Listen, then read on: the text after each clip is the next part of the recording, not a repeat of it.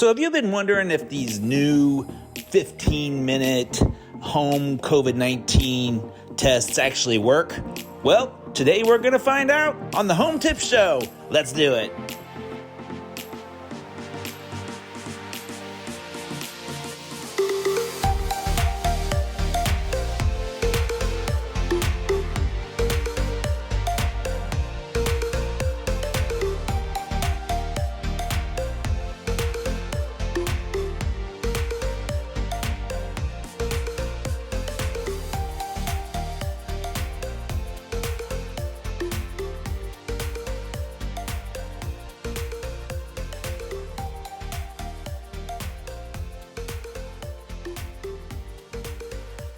Okay, so I took the first test Monday morning before I headed off for a class that Nam and I were taking. It was a 10-hour class, and I really wanted to know, if the problems I was having were COVID-19 related or not. I didn't make time to go get a real test done from one of the clinics or from the pharmacy, and so popped into the drugstore, picked up the test. It said it has like a 91.7% chance of an accurate result, and I thought, you know what, that's good enough for me. If it's negative, I'm probably negative. If it's positive, I'm probably positive. So followed the directions. I purchased the BinaxNOW. I followed the directions to the T, and here's the result I got. Hopefully you can see it. So here's the result. Looks like yeah. According to that, positive is 2 lines, negative is 1 line. Well, I got 0 lines. I followed the directions perfectly. And I looked at the instructions that said if you get this particular score of no lines, that means that it's an invalid test. So that was pretty disappointing, right? I'm getting ready to head off to be in a room with 25 people for 10 hours, and I really had no idea at that point if I had it, because my symptoms are a little bit different. But I went ahead and tried to take the necessary precautions. Said, at the front of the class, wore my mask most of the time. Of course, had to, every time I was going to sneeze or cough or do anything like that, I would leave the room. And so hopefully I'm negative. So I called Abbott this morning, like it said to do if you end up with an invalid. And they said, well, there's another test in here. It comes with 2. Go ahead and take the other one. If that one comes back invalid, then take it back to the pharmacy, give them this reference number, and they'll give you another test. I said, well, like a different manufacturer? No, just another one of ours. I'm like, if it comes back invalid twice, I'm just gonna ask for a refund. And they said, that's fine, you can do that. I said, but what would really be handy, what would be really nice would be if you could provide me some data on what percentage of your tests are coming back as invalid. And the rep on the phone said that she could not do that. The only information she could give me was the 91.7% chance that the test is accurate. So I guess I'm 91.7% sure that I'm invalid. So I'm getting ready to take the next test. And we're gonna see how test 2 goes. So stay tuned. Okay, well, let's go ahead and get started on the second test.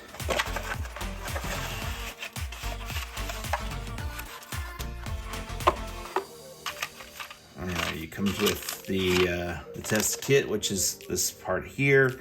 It comes with a swab. And it comes with the activator or whatever, the chemical that's somehow interacts with this part and the material in the swab to give you your result. Pretty simple. Just review the instructions real quickly one more time. So you start, with A, preparing for the test, which basically says remove the test card from the pouch, lay it flat on the table.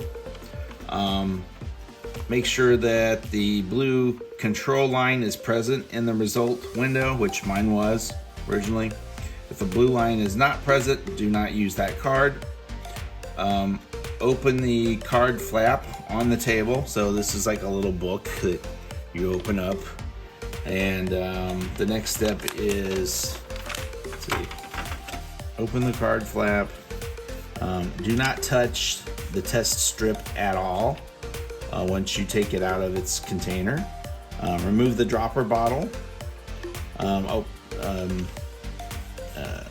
the dropper straight. Drop into the hole, not at an angle, but straight down. Put in 6 drops into the top hole. And again, do not touch the card with the tip of the dropper. So they're saying, this is the card, this is the dropper, and you have to drop it straight down in, and do not touch it to it. All right, so then the next step is to swab basically. All right, so I had to pause there. Abbott actually called me back, and they refused at first to provide any data for me as far as the number of invalid tests they're receiving. But once I explained that this was going on to a YouTube channel, they became much more cooperative. And so they are getting in touch with their QA department and involving the appropriate people to see what kind of data they have. But the question is, how many of these are invalid? I'm trying to avoid people being in the same situation that I was in, where, kind of something pops up as a surprise class or a concert you want to go to, and you're not able to make it into a testing lab in time, but you really need to get a result to feel comfortable to be around other people, because I don't care about having COVID myself as much as I care about infecting other people. So that's why I wanted that result. If it would have come back negative, I would have felt pretty good about going to the class I just took. If it would have come back as COVID positive, then I would not have attended the class. I would have went and got a serial regular test done from a lab. Instead, it came back as basically nothing, right? It's like taking a pregnancy test and it comes back, maybe you're pregnant. So that's kind of the part that bothered me. So it'd be interesting to know what kind of numbers that they're getting, if they're able to share them with me in terms of the number of invalids. Because if it turns out that 50% of these are invalid, the public needs to know that. All right, we're going to go ahead and very quickly get the test started. Zoom in just a little bit more. I'm going to follow along in the directions. I just washed my hands. I'll go ahead and sterilize them one more time.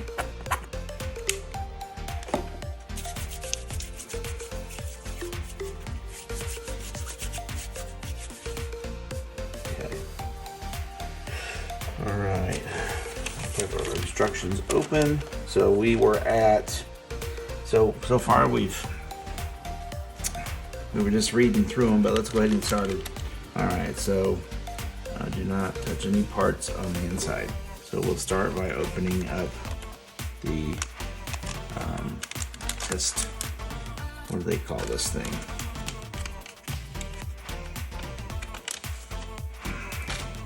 They call this the test strip, actually. So we open that up and we lay it down like that. Then what we do is, without touching the test strip, we open it up and kind of give it a little bit of an extra fold, because we want it to lay flat, perfectly flat if we can. So directions say to kind of bend past that point if you can. Okay, I actually had a video issue at this point yesterday, and this really didn't turn out well. So I'm going to kind of recreate what the process is. So we've opened up the, what they call the test, I guess the test booklet or test strip. The next stop is after you've washed your hands, you crack the lid on this, tear it off, and you drop 6 drops into this top hole here. So 1, 2, 3, 4, 5, 6. Okay. Then you let that sit for a little bit. You swab your nose. It's like, what is it? I think it's for 15 seconds in each nostril. And you don't just spin it. You actually kind of swab it by turning it around up in the nose. So you're picking up as much fluid, like nasal mucus as possible. You then insert the nasty swab into the hole, up into where you can see it visible in the top hole where you'd place the fluid, and then you spin it 3 complete revolutions so as to fully soak the swab. At that point, you would then you're basically done. You peel your tape off. There's a piece of double-sided tape here. You peel that off, and you fold the left side onto the right side, and you seal it. All right. So you then, after it's sealed, you wait a total of 15 minutes. So put it away. Don't touch it. Don't look at it. Don't make any assumptions about it. But you have a window of between 15 minutes and 30 minutes that you're going to receive an accurate reading on it. So as you can see, this was test 2. Ran at 12/8/21 at 10:30 a.m. yesterday, and my result came back as, where are we at? 1 line at the top that's purple. So I am COVID negative. So that was good news. So for some reason the first strip didn't work. If you look at the dates, this was on Monday the 6th. This was on the second one was on Wednesday the 8th. The first one was on Monday the 6th. Second one was on Wednesday the 8th.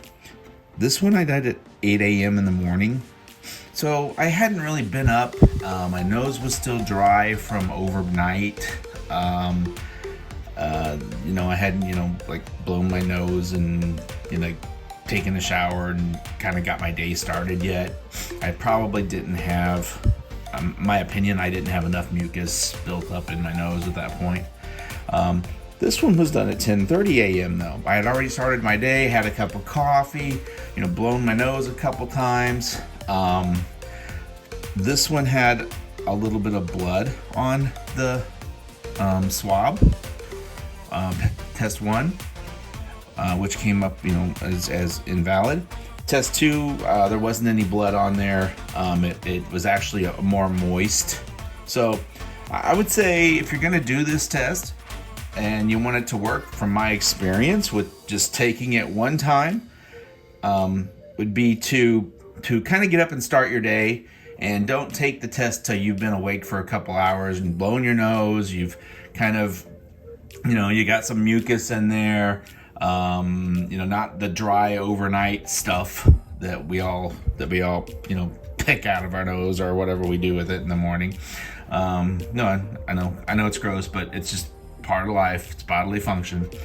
But the difference here is 2.5 hours. I get a positive result when I wait longer. I get a result when I don't wait and I do it first thing in the morning, I get a invalid result. So the only conclusion that I can draw based upon one test is that you really need to have been up, start your day, have mucus in your nose,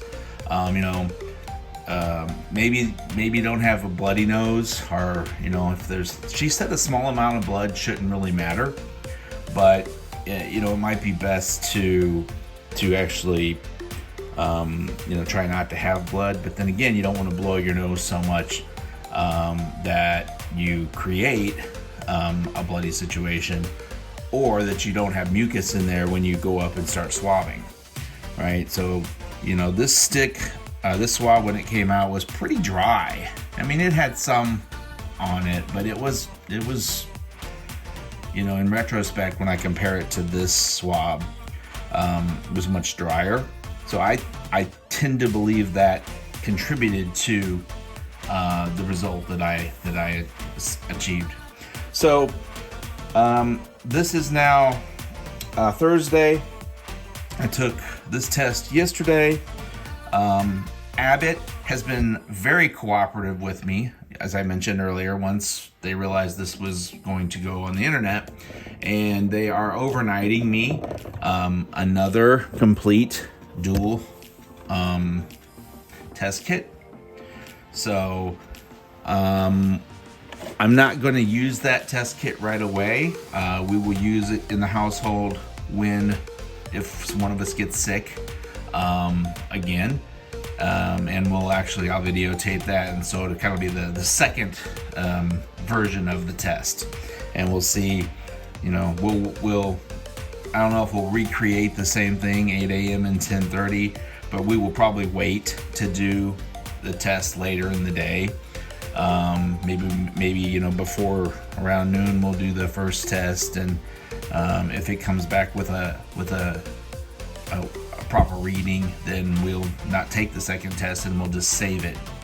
But I thought that was pretty outstanding of Abbott to be willing to overnight us another test, because we did receive the one invalid. So I should be receiving that today. I also will be getting a call from them today, they said, with the QA numbers. And by QA numbers, I mean what they actually experienced during their quality assurance process in terms of number of invalid tests, or what percentage of all tests came back invalid. I'm sure they have that information, and they went to market knowing about what that number would be. So they should be willing to hopefully share that with us. So overall, I give this product a thumbs up. I think it's it works, and I will be updating you when I get the call from Abbott, and when I receive the overnighted replacement kit. And that's about it for today. So hopefully you got something out of this video. Hopefully you learned a little something, and feel a little bit more comfortable about this 15-minute option that you have for a home self-test. Okay, well, if you like this, please subscribe to my channel, hit the like button, hit the notification bell, do what's necessary. I really could use some more subscribers.